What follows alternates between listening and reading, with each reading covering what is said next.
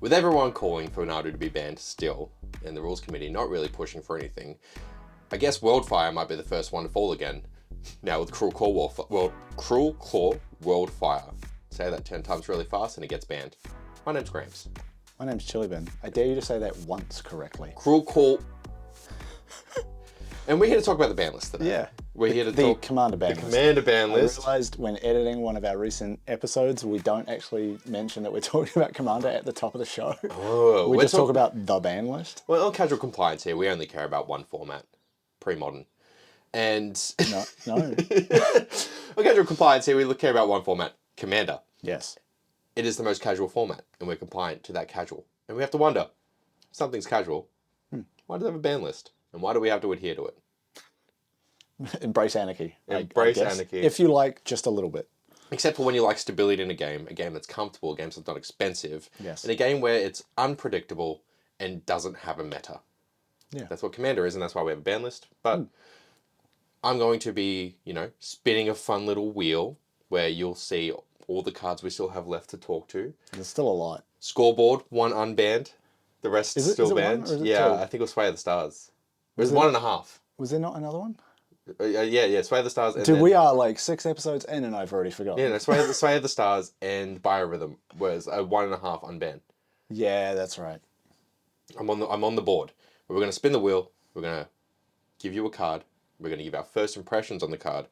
Why it might be banned, which, holy shit, Chillybin is good at predicting. And then what we're going to do is we're going to do a little bit of research time. And then we're going to go through why the card is banned fully as per the rules committee, which, you can look up early, but for those You could also just wait about 5 to 10 minutes and we'll get there. Literally. And it's 20 minutes for us. It's actually like a minute for you guys. And then we'll talk about, what we found in research, why it should be banned, why it shouldn't be banned. We know who's going to take what stance now. Chillybin thinks every card should be unbanned, and I think every card should be banned. And then we'll go from there. Sure. This whole thing's been a cold open. Yeah. You can find us on Twitter at Compliant Show. You can find us on Patreon, which is getting some upgrades. Patreon.com/casual compliance. You can still find us on TikTok, though there's a lot less there because we're not finding much value in TikTok at the moment, and it is at casual compliance as well. Yeah. Let's get to the wheel. I guess so. Do we get to the wheel? Yeah. I think one point of clarification. I don't believe the Commander Rules Committee is talking about banning Nadu. No, not at all. Everybody's just looking at Modern and being like, why the fuck is this still legal? Get rid of this. But I do think that they're going to ban Wildfire again. It's going to be wild. It's so funny. That's for a night's episode. Wildfire and if they ban Wildfire, unban Golos, who was banned at the same time. But we'll get to that episode. If Golos comes up now, it'd be the best. I didn't bring my laptop with me. I just got back from America, so I'm like out of whack. It's been like 6 weeks since we recorded. Yeah. So I'm going to show you it on my phone, and I'm going to do a cheeky little screen record just for quality's sake as well. 2, 1. Oh, that's a little countdown. Yeah. Anyway. Okay. Spinning. Oh no. Okay, I'm going to spin the wheel. Can you please focus? There we go. It's focused. Spin me. Spin the wheel.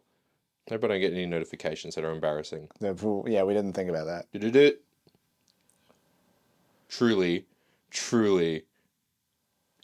I actually don't know what this card is. Hooray! What's it called? Time Vaults. Time Vault. Time Vaults. Okay. Well, while you look that up, I'm trying to remember every card I've seen thus far in my journey into Magic that begins with the word time. We should do the guess the card thing now. You know the name. Guess what type of card it is. So instead of it being like Sorcerer. No. Instant. No. Artifact? Yes. Yeah, okay. Yeah, Vault. Well, technically, it's got a super type. Yeah. Hang on. So. Kindred? No. This is an old card. So I'm going to... Okay. Here's a Time Vault for you guys. Time Vault is a mono artifact. It is 2 cost. Tap to gain an additional turn after the current one. Time Vault doesn't untap normally during untap phase. To untap it, you must skip a turn. Time Vault begins tapped. Yeah. Ooh. And the art on it is fucking sick. Can you show me? Yeah, there you go. Look at that. That is pretty dope. Fucking rad. Yeah. Time Vault. Okay. Why? Why is it banned? Yeah. Because it's so fucking easy to untap cards outside of your untap step. You would just like line up however many infinite extra turns you like. Okay, and hear me out. Yeah. This is not going to be another Seedball News episode. No, I don't even think we need to get to that point. The other card that makes this card good is on the ban list too. What? So the Unwinding Clock is not. Yes. Oh no, Unwinding Clock isn't banned. No, you want it to be. Fuck. That's Paradox different. Engine is Yeah. is on the ban list. So you've read out the original printing. Do you have the updated Let me see if Oracle I can get text an on updated Scryfall? printing. I think this might be a reserve list can. I would believe that. You know what? Googling time vault, not smart. Because some of the language in what you read out sounds like old templating to me. Yeah. Like, I'm assuming it would read, it enters the battlefield tapped. As opposed to whatever it was that you said. I don't remember. It's been 30 seconds. Okay, so from Vintage Masters, Yep. it's gone from one big fucking paragraph of text. I want you to show the original and the Vintage Oh, Masters. yeah, I will. And also, look at that fucking art. That's even better. Nice. It looks like a heart inside the fucking thing from Doctor Who. Okay, so a time vault. Sure. Time Vault enters the battlefield tapped. Yep. Time Vault doesn't untap during your untap step. Yep. If you would begin your turn while Time Vault is tapped, you may skip that turn instead. If you do, untap Time Vault. Right. Tap, take an extra turn off this one. Yeah. Yeah, okay. So, because I something... like that wording a lot better. Yeah, something I thought of was if you could do an artifact blink, but it enters tapped, so that's not how you would have to do it. Enters tapped. Yeah, you would have to either dick around with being able to manipulate untapping it, maybe untap then copy it, so that you are just getting a ton of untapped time vaults, and then just line up as many extra turns as you want. You could. Here's the thing. It's got enough. I think it's got enough drawbacks. Because to untap, it's early game. Say imagine early game. Cost how much? 2. Yeah, I was about to say. Say you get the perfect hand. You get your. You're play obviously playing some blue. You play that turn 1 with a soul ring. That's what I'm about to say. Imagine you get the perfect hand. You put your island down. You tap your island. You put the soul ring down. You tap the soul ring. You play the time vault. Yeah. Tapped. Yeah. Next turn comes around. Yeah. I'm not skipping turn 2. No. No, I am. Yeah. Yeah. Actually, skipping turn 2 is one of the easiest. I'm truly skipping turn 2. Because most people aren't up and running until 3 or 4. And the misstep. Mental misstep? Yeah, mental misstep. I think mental misstep's not the Phyrexian one. The one they reprinted mental misstep. It's a 1-cost blue counter target spell that in mana value 1, right, or less. Yeah. I'm pretty sure it is, which means that that doesn't actually hit that. So that is an unfucking Yeah. No, it's still got enough drawback, honestly, that I think you can. There's so much artifact destruction as well. Yeah. Doesn't have indestructible. You know what does? No. The one fucking ring has indestructible. Does it? Yes, it does. No, you get protection from everything when you cast it. But it's indestructible. Yeah. Fuck the one ring. As a standard player. Okay. Yeah. Sorry, not standard. As a modern player, get rid of it. Yeah. But you shouldn't be able to have that many in a deck. Yeah, exactly. Just one, please. It's one ring. Yeah, but that's also 1 in 99. It is. That's my argument for a lot of things. It is. I don't know. I think it's pretty. I think with all of those drawbacks, comes in untapped. You have to skip a turn to untap it. To untap it. Yeah. If you don't have the other untapping things. Yeah. But then also, if you skip a turn, there's 1, 2, 3 people who are interacting with you. Yes. And a defabricate is a 3 cost, actually, I think. But even then, blue soul ring.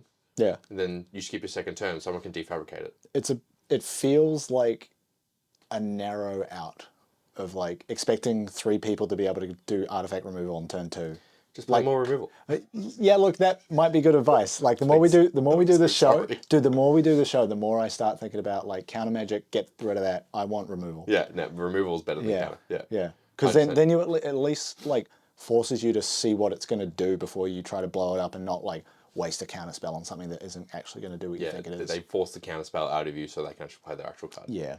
Yeah, like my mana drain. Yeah. We played Commander recently, and it was a lot of fun. My deck went too hard, too fast, and because I'd never played before. Yeah, man, Lurgoyce. Lurgoyce, man. Kindred Graveyard, baby. I guess let's go to okay, do you think, I know what you're going to say, but just for the sake of it, I think it actually really can be unbanned. I do not. Yeah, you're not even on the fence? Like, you just... No. Okay. No, I think there's just so many ways to abuse this. Now we get to the part where you dunk on me for 20 minutes. So let's get to research. You have to try and do this on a phone. No, it's fine. I have Reddit on my phone. Good. While this episode was shot before Nadu got banned, I'm speaking to you right now from a post-Nadu world. And, well, actually it was banned in Modern, still legal in Commander. That being said, I've never seen it come out in a game of Commander, so maybe it's fine. What I thought we'd look at for this episode's syntax segment is cards that let you skip things. We saw that with Time Vault in this episode, so surely there's other effects like that out there. Let's have a look. If you've been keeping up with our syntax segments, a search like this is probably where you'll start. We'll search for Commander legal cards, and then we'll search in the Oracle text for the word skip. This will give us 58 Commander legal cards that include the word skip, but what we find further down is cards that just have the word skip in their name, and the name of the card also appears in the Oracle text of the card. So we're getting some false positives here in these results.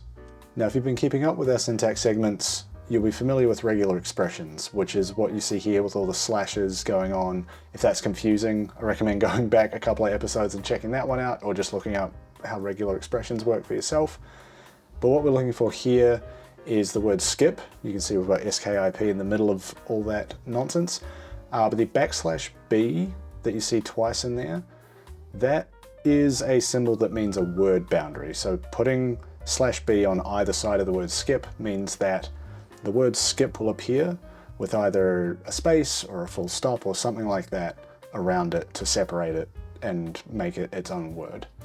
And that search gives us back 35 cards that match that regular expression. But what you might be noticing is while we've got cards here that say skip your draw step or skip untap steps, we don't include anything that has the word skips. And there are some cards that use that word instead of just skip. So the way that we can capture both of those, both skip and skips as separate words, is by putting S and then a question mark after the word skip inside that regular expression. What the question mark means is whatever the last item is in that regular expression, in this case the letter S right before it, that will appear there either 0 or 1 times. And a search like that gets us to 55 cards. So comparing that to the original search that gave us 58 just searching for the word skip, this is really only cutting out 3 cards, but it's more to demonstrate the way that we can use the regular expressions to do really targeted searches within the card text. And within this, we've got some classics like Necropotence, the similar but more recent Necrodominance. Then we've got some stranger cards, such as Eon Hub, a 5-cost artifact that says players skip their upkeep steps. We've got Fate Spinner, which I'm seeing this for the first time, is very interesting to me. At the beginning of each opponent's upkeep, that player chooses draw step, main phase, or combat phase. The player skips each instance of the chosen step or phase this turn. Very interesting card. I would love to see this in a game sometime. We've got Lethal Vapors, black enchantment, whenever a creature comes into play, destroy it. A 0-cost activation to destroy Lethal Vapors. You skip your next turn. Any player may play this ability. This is at instant speed. This is just whenever you are skipping a turn to mean that you get to keep a creature or to basically just turn this effect off. And finally, there's Living Conundrum, a pretty recent card from Murders at Karlov Manor. You've got a 2/5 elemental with hexproof. If you would draw a card while your library has no cards in it, you skip that draw. And as long as there are no cards in your library, Living Conundrum has base power and toughness 10/10, flying, and vigilance. So if you're playing some kind of deck where you want to get to a library with 0 cards, try to get a win con that way, this is a way to get a 10/10 for 5 mana, and maybe keep yourself alive. Pretty nifty. And that's that. A little bit more regular expression fun, a little bit more tools in the tool belt in terms of searching Scryfall for more cards. Back to the video. Welcome back Welcome to Casual Compliance, where Gramps takes an L regularly. But I think I have this one. I actually think this might be the biggest L you've taken to date. So chillybin has 36 tabs open on his Surface iPad thing. That's I only need 1. okay.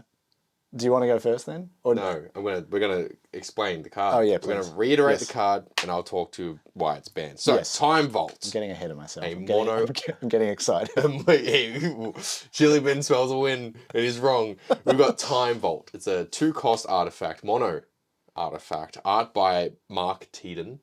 Cool. I hope that's not a bad person. Tap to gain an additional turn after the current one. Time Vault doesn't untap normally during untap phase. Mm-hmm. To untap it, you must skip a turn. Time Vault begins Sort of tapped. It's like if you start your turn and it's tapped, You may skip your turn. you may to untap it. Yes. Yeah. I'm truly only reading the original text because I'm taking an L here, so everyone else can too. Everyone else has to take psychic damage. Yep. So this was printed in 1993. This is the OG card, yeah. Card. Good shit. It was banned in December 2008, which I think is like when Commander really started. I haven't got that other sheet up to tell how early. Yeah, it was, I would be interested to early. learn how early in Commander and the ban list's life cycle this was banned. Which we'll probably do an episode one day on. It's just looking at everything. The history, history of the ban list. Time Vault is a card that saw many changes to its rule text over the years in an attempt to remove the ability to easily take infinite turns with simple untap effects like Voltaic Key or Twiddle. Oh yeah, forgot about Twiddle. Wizards finally reverted the card to its printed and broken text just prior to its banning in Commander. Incredible. So there was errata after errata. Yeah, and I will note this is another card like Tolarian Academy that is the only place it's legal to play is in Vintage where it's restricted. Yep, to 1. Commander. But it also, like if you want to buy one of these, it's almost $200 US. Ah, that's worth it. We spent $200 US recently on something. Anyway. So, let's go with me first. Yeah, what one thing have you found? It's a land. Okay. And truly, I wasn't like, it's a land. And going back to Prophet of Krufix, baby, I think this is an argument to ban Seedborn Muse more than anything else. Okay. It's a land that is Magosi. Magosi. I think it's got a G in there, and I refuse to do a soft G. I'm not a GIF person. I'm a GIF person. Yeah. It's a giraffe. Magosi the Water Veil. It's a land from Zendikar. Yeah. Amazing fucking set, mind you. Yep. Shout out to Casa. Magosi the Water Veil enters the battlefield. Tap to add blue to your mana pool. Okay, so it's an island. It's a strictly better island. Okay. And you should be playing as many of them as possible, which in Commander is 1. Yeah. Pay a blue and tap it. Put an Aeon counter on it, and then skip your next turn. And then tap, remove an Aeon counter from Magosi, the Water Veil, and return it to its owner's hand. So, so you can't protection. Yeah. So you couldn't just proliferate and go silly with this. No. Yeah. Take an extra turn after this one. Put a Seedborn Muse down, it taps. So you could proliferate and go silly with it. No, because the effect is it puts it back in your hand. But if you're true. Yeah. Dang it. Like to activate to get the extra turn, you have to put it in your hand. But if you're playing Seedborn Muse, you're playing a Simic deck where you play multiple lands per turn. Yeah, so like you put it back down in the battlefield. If you're already playing something with Seedborn Muse in it, this is not what I'm worried about. This is an instant in. Yeah. This is an instant in, and then Thespian Stage. Yeah. Tap. Make a copy of it. Easy peasy. Yeah. Lemon squeeze. Okay, now how does that relate to Time Vault? It is Time Vault. Okay. It's strictly better Time Vault. It's strictly legal. It's legally blonde Time Vault. The thing is, it does what there's so much artifact removal. There is there is land destruction. Everyone should be playing land destruction. Just a little. Only a blood moon turns this off. You've got refabricate. You've got resculpt. You've got. Yeah. That's the list of. You can't counter a land. No, because you're playing it. It doesn't use a stack. No, it doesn't use a stack. No, you can't counter a land. Yeah. You can counter an artifact. That'd be so toxic if you could counter land. Yeah, imagine imagine, right? Yeah. You can't counter a land. It's only susceptible to Blood Moon. That is literally the only card that will ever affect that card. No other card will ever affect that card at all. How much are you stalling right now? Let's get on to the 36 tabs, the Chillybin. Okay, it's not quite 36, but What I'm going to start with is Clock of Omens. No. It's a 4-cost artifact. It says tap 2 untapped artifacts you control, untap target artifact. If you got some artifact generation, treasures, clues... Just tap the treasure tokens. Yeah, tap those. One power stones. Untap it. So you can just immediately, like tap it, get an extra turn, start the next turn. You just... Do it again. There's an easy loop there. Yeah. Next one, Voltaic Construct, which is a 4-cost artifact creature. Activated ability 2, generic, untap target artifact creature. So you'd need to make Time Vault a creature, which is doable. You can animate artifact. There's all sorts of effects like that. I've got some other artifact creature stuff coming up, but just to like plant, just to plant the seed. Just a flexible. Next one, you mentioned it. Voltaic Key is a 1-cost artifact. 1 and tap Voltaic Key to untap target artifact. So you will untap this on the next extra turn that you get. Yep. Voltaic Servant, the 2-cost artifact creature. At the beginning of your end step, untap target artifact. So you can start the turn with it untapped, and then do this forever. Yep. Now, I mentioned you can do some fun stuff if you were to turn it into a creature. Yes. So I've got a 1-cost, 1 green mana for Instill Energy, which is Enchant Creature. Enchanted creature has haste. 0 mana, 0 generic mana. Untap enchanted creature. Activate this ability only during your turn and only once each turn. Along the same line, Freed from the Real, 2 and a blue, enchant creature. Yeah. 1 blue, tap enchanted creature. 1 blue, untap enchanted creature. Yeah. You mentioned this, and I thank you for it. It's Amulet of Vigor. 1-cost artifact. Whenever a permanent enters the battlefield tapped and under your control, untap it. So you are immediately removing the main restriction on Time Vault. But I'm also immediately removing the main restriction on Magosi. True. Well, it doesn't enter tapped. It does. Does it? It's itty bitty. Oh yeah. It's battlefield tapped. You did say that. Yep. I don't think I did. So, but yeah, it's battlefield tapped. Okay. Great. This is still bad. Now, in previous episodes, we have dug into the many ways you can abuse Isochron Scepter. Let's do it again, baby. Just to remind you, Isochron Scepter is a 2-cost artifact with Imprint. When Isochron Scepter enters the battlefield, you may exile an instant with converted mana cost 2 or less from your hand, and then you may pay 2 and tap the Isochron Scepter to copy the exile card, cast it for free. So you're essentially getting access to 1 instant of 2 or less every turn. And after our last episode, you've put this combo in one of your decks. Yep. With the infinite turns or just the Narcissus Reversal? With the time stop combo. Because I think it's like so silly. And it takes 24 mana. We get it. We saw the comments. It takes 24 mana. Watch the whole episode. Watch the whole thing, not the short. You'll get it. So like the way that I've got it in that deck, so I don't have all of those pieces in it. It still would be like a 5-card combo. So if I can manage to string it together, I think it's worth it. And I would let it happen. Yeah. And nobody else would know. But it kind of relies on it's in a mono blue Orvar the All-Form deck, which you target a permanent, you get a copy of it. So I want to copy Isochron Scepter and then just have a bunch of them with different effects I can play with, such as Dramatic Reversal, which untaps all your shit. When you target and make a copy, so a copy enters battlefield, but can you imprint? It enters. It's when it enters. Oh, far out. Yeah. Yeah.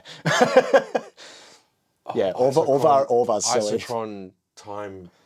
No, it's 2 or less. Time stop costs like 6. Okay, copy that. So it's got to be a Narset's Reversal, and then it's got to be something like Dramatic Reversal or like a Flicker effect, so I can bring Peregrine Drake in and tap them. It's a bit of work. Yeah, but it works. But it's in there. Okay, but why is this for Time Vault? Isochron Scepter. 1 white mana. Burst of Energy. Untap target permanent. Now for a little extra fun, and to end what I've found. Shit. Let's assume you've found a way to make Time Vault a creature. Yep. So it's an artifact creature. Mm-hmm. You've got Isochron Scepter, and what you exile with it is Legolas's Quick Reflexes, which is a single green instant from the Lord of the Rings Commander, Tales of Middle-earth Commander set. There's one thing it's the first thing listed I'm going to read last for dramatic effect. So the effect of this Bring instant... the card out and blur it up. Untap target creature. Until end of turn, it gets hexproof reach, and whenever it becomes tapped, it deals damage equal to its power to up to one target creature. After it says untap target creature, irrelevant, but I just thought I'd read the whole thing. It also has split second, so you can just stop anyone from interacting with it. Middle Earth. So good. What a great card. What a great card. What a great card. You know what deck that goes into? Yeah. A lot. Yeah. Yeah. It's Except, not I mean, to be fair, it's doesn't like, go to any decks it's of like Time Vault, $20, $25. What I'm missing from you, though, and what I would like you to look up, is how to make an artifact into a creature. How many ways are there to make an artifact? Oh, you want me to look that right now? Yeah. Okay. How many ways? All right. You monologued for a bit. That's fine. And I want you guys to hear me out for a second. If you've been really enjoying the show, we appreciate it. We read all of your comments, and we try to respond to as many as we can. And what I would like in the comments for this episode is for you to tell chillybin why it's wrong. And I want all of the reasons why Time Vault. You should be looking this up. I'm waiting for a page to load. Yeah, thank you. I want all of the reasons for Time Vault to be unbanned in chat. And if you don't have any, I'm not mad, I'm just disappointed. And that's okay. Sometimes we have to live with that. I like to think sometimes that Golos the Tyler's Pilgrim can be unbanned. And I truly think that we can get to a time and place in this world together. It's the Olympics. If the Olympics can happen, anything can happen. I just think that people that play Simic shouldn't be allowed to play Magic. How's that looking up, Goal? Well, Scryfall taggers let me down. They don't have a tag for what I'm after. But I'd like to draw your attention to Khan. Oh, Khan loves to do this shit, Khan dude. does love to do this shit. So you've got Khan Silver Golem, Sexy 5-cost legendary artifact creature. It's got a 1 generic mana. Target non-creature artifact becomes an artifact creature until end of turn. Yeah. It's got power and toughness, but it doesn't matter. Khan the Great Creator. Oh, sexier Khan. Is the +1 ability on the Planeswalker. It just does that. I just search for the text artifact becomes, because that's generally what the templating is. There's 13 cards. Toymaker? So no, that's silly. Anyway. How do we fix Time Vault then? With all of the erratas, I have an idea. Yeah. But I want to hear yours first. If you have any. So, how much money does Wizards of the Coast make per year? Too much to be fucking around the way they do. All right. Put a ballpark figure on it. Billion. Okay. They couldn't figure that out. And how much money have we made making this show? Correct me if I'm wrong, $- so far? Negative 200? Yeah. So, I have an easy fix for Time Vault. Okay. Does it involve eating the card? No. Okay. No. Alex, come. You make it a legendary artifact, first of all, instead of a mono artifact. Okay. And I think the mono artifact is there because it was meant to be a legendary artifact. I don't think legendary helps. Like, all of the shit I found doesn't require you to copy it. But then, don't make it you skip a turn to untap. Mm-hmm. You skip a turn, no matter what. Like, when you untap Time Vault, skip your next turn, tap it to have another turn. Well, then you're like net 0 on extra turns. You're just getting 1 turn. Yeah. Hey, Wizards, can I borrow $1 billion to figure this shit out? What if it was something like you tap it, you get the extra turn, and then it's like you lose the game the next turn after that? Yeah, unless you pay 400 mana.